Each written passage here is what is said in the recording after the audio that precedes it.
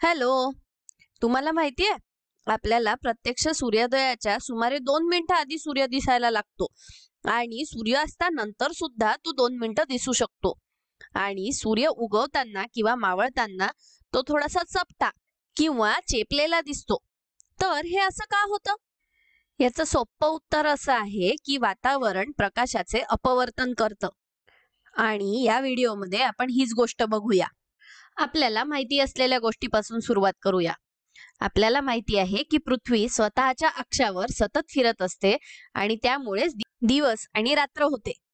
पण आपणही पृथ्वीसोबत फिरत असल्यामुळे आपल्याला ते दिसत नाही. त्याऐवजी आपल्याला असं वाटतं की सूर्य फिरतो आहे. हा सूर्य खूप दूर असल्यामुळे आपल्याला लहान दिसतो. पण आपल्या दृष्टिकोनातून असं वाटतं की सूर्य आपल्या भोवती फिरतो आहे आणि म्हणूनच आपण सूर्यास्त आणि सूर्योदय हे शब्द वापरतो. पण सूर्य कोणत्या स्थितीमध्ये उगवतो असं आपल्याला वाटतं? आपल्याला हेच जाणून घ्यायचंय, बरोबर? सूर्योदयाला किंवा सूर्यास्ताला नेमकं काय होतं हे आपल्याला जाणून घ्यायचं आहे. कदाचित तुम्हाला याचं उत्तरही माहिती असेल. तुम्हाला माहिती असेल की जेव्हा वस्तू क्षितिजाच्या खाली असतात तेव्हा आपल्याला दिसत नाही आणि जेव्हा त्या क्षितिजाच्या वर असतात तेव्हा त्या दिसतात. म्हणजे जेव्हा सूर्य अगदी क्षितिजाला स्पर्श करतो कुठेतरी इथे, तेव्हा तो आपल्याला उगवताना दिसतो. आणि क्षितिज म्हणजे आपल्या पृथ्वीच्या पृष्ठभागाला काढलेली एक स्पर्शिका आहे. लक्षात घ्या, ही स्पर्शिका आपण पृथ्वीच्या पृष्ठभागाला तिथे काढतो जिथे आपण उभे आहोत. आणि म्हणून जेव्हा गोष्टी क्षितिजाच्या खाली असतात, जसे की हा सूर्य खाली आहे, तेव्हा तो आपल्याला दिसू शकत नाही. कारण आपण सूर्यापासून प्रकाशाचे कोणतेही किरण काढण्याचा प्रयत्न केला, समजा सूर्याच्या वरच्या भागापासून ते आपण जिथे उभे आहोत त्या बिंदूपर्यंत प्रकाशाचे किरण काढण्याचा प्रयत्न केला, तर हे प्रकाशाचे किरण आपल्यापर्यंत पोहोचणार नाही. कारण ते इथे कुठेतरी येऊन आदळतील. हे खूप अचूक नाहीये, पण तुम्ही समजू शकता. म्हणजेच जेव्हा कोणतीही वस्तू क्षितिजाच्या खाली असेल तेव्हा तिथून निघणारा कोणताही प्रकाशाचा किरण आपल्या डोळ्यापर्यंत पोहोचू शकणार नाही, कारण तो इथे कुठेतरी येऊन आदळणार आहे. आणि म्हणूनच सध्या आपल्याला सूर्य दिसू शकत नाही. मग सध्या आपल्याला काय दिसत आहे? तर आपल्याला काहीसं असं दिसतं, म्हणजे सूर्य दिसत नाही आणि आपल्यासाठी क्षितिज म्हणजे आकाश आणि जमीन किंवा समुद्र जिथे भेटतात तो भाग, आणि ही रेष आपल्यासाठी क्षितिज दर्शवते. म्हणूनच सध्या सूर्य क्षितिजाच्या खाली आहे. आणि जेव्हा सूर्य कुठेतरी इथे येतो तेव्हा सूर्योदय होतो. म्हणजेच आपल्याला सूर्य अशा प्रकारे उगवताना दिसेल. पण आपण आतापर्यंत पृथ्वीच्या वातावरणाबद्दल तर बोललोच नाही. चला तर सूर्याला आपण पुन्हा क्षितिजापासून खाली आणूया आणि समजा हे आपल्या पृथ्वीचं वातावरण आहे. आणि पुन्हा आपण सूर्याच्या शिखरापासून प्रकाशाचे काही किरण काढूया आणि त्यांना मोठं करून बघूया. आता जर हे पृथ्वीचं वातावरण नसतं तर हे प्रकाशाचे किरण सरळ गेले असते आणि बाहेर निघाले असते आणि ते आपल्या डोळ्यांना दिसले नसते, जसं की आपण आधी चर्चा केली आहे. त्यामुळे आपल्याला सूर्य दिसलाच नसता.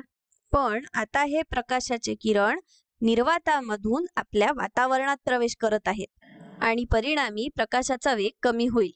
कारण प्रकाशाचा वेग निर्वातामध्ये सगळ्यात जास्त असतो. जेव्हा तो निर्वातामधून कोणत्याही दुसऱ्या माध्यमामध्ये प्रवेश करतो तेव्हा त्याचा वेग कमी होतो. आणि त्याचा वेग कमी होत असल्यामुळे जर आपण स्तंभिका काढल्या तर हा प्रकाश स्तंभिकेकडे विस्थापित होईल.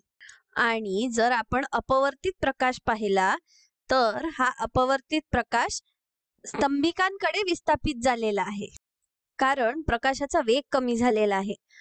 आणि आता तुम्हाला प्रश्न पडला असेल की प्रकाशाचा वेग कमी झाल्यानंतर प्रकाश स्तंभिकेकडे का विस्थापित होतो?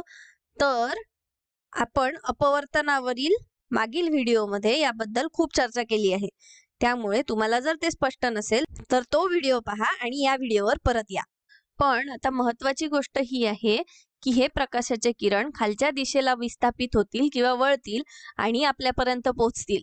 आता आपल्याला नेमकं काय दिसतं हे समजून घेण्यासाठी आपण हे दोन्ही किरण मागेपर्यंत काढूया. आपल्याला असं वाटतं की हे किरण कुठून तरी इथून येत आहे.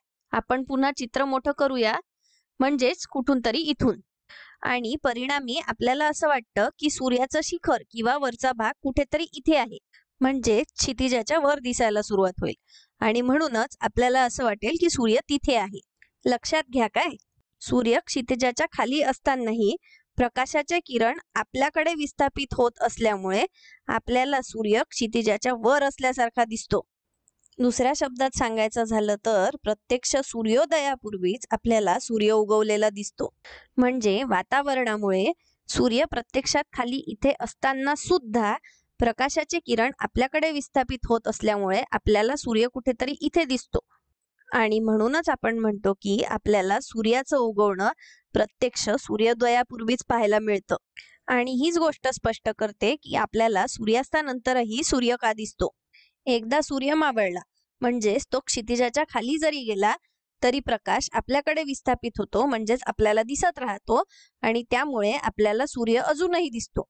म्हणूनच म्हणतात की सूर्योदय लवकर होतो आणि सूर्यास्त नेहमी उशिरा होतो.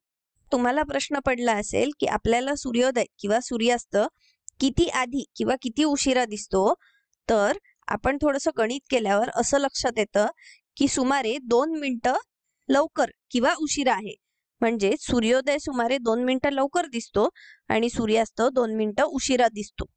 थोडक्यात काय तर वातावरण सूर्याचे किरण आपल्याकडे किंवा खाली विस्थापित करत असल्यामुळे आपल्याला सूर्य आकाशात त्याच्या स्थितीपेक्षा वर दिसतो. आणि ही गोष्ट केवळ सूर्यासाठीच घडणार नाही, तर कोणत्याही खगोलीय गोष्टीसाठी घडेल, जसं की चंद्र किंवा ग्रह किंवा अगदी तारे सुद्धा. आणि गंमत माहितीये, जेव्हा वस्तू क्षितिजाजवळ असतात तेव्हा हा परिणाम सगळ्यात जास्त असतो. जर आपण पुन्हा थोडं मोठं करून पाहिलं तर आपल्याला असं लक्षात येईल की जेव्हा वस्तू क्षितिजाजवळ असतात तेव्हाच आपाती किरण स्तंभिकेसोबत खूप मोठा कोन तयार करतात.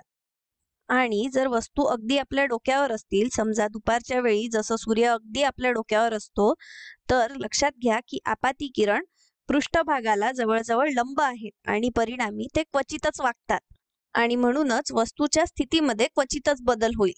चला तर चित्र पुन्हा मोठं करूया. म्हणजेच काय तर आपले वातावरण वस्तूंना आकाशात जास्त उंचीवर दाखवतं आणि हा परिणाम सगळ्यात जास्त दिसतो जेव्हा वस्तू अगदी क्षितिजाच्या जवळ असते. अजून स्पष्टपणे सांगायचं झालं तर वस्तू आकाशात जितकी खाली तितक्या त्या वस्तूच्या स्थितीमधला बदल जास्त. अर्थात जर वस्तू क्षितिजाच्या खूप खाली गेली तर शेवटी प्रकाश आपल्या डोळ्यांपर्यंत पोहोचणार नाही, कारण तो पुरेसा विस्थापित होणार नाही. पण सर्वसाधारणपणे वस्तू आकाशात जितकी खाली तितका तिचा स्थितीमधला बदल जास्त. जसं जसं वस्तू आकाशात वर जाते तसा तसा त्याच्या स्थितीमधला बदल कमी होत जातो आणि शेवटी जेव्हा वस्तू आकाशातील सर्वात उंच बिंदूवर म्हणजे अगदी आपल्या वर असते तेव्हा त्याच्या स्थितीमधला बदल जवळपास 0 असतो.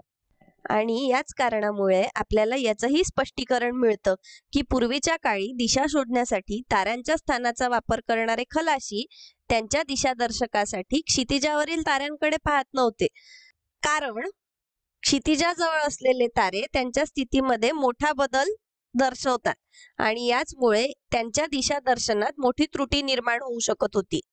ठीक आहे, आता एक शेवटची गोष्ट राहिली, ती म्हणजे सूर्य उगवताना किंवा मावळताना, म्हणजे तो जेव्हा क्षितिजाजवळ असतो तेव्हा तो चपटा किंवा चपलेला का दिसतो.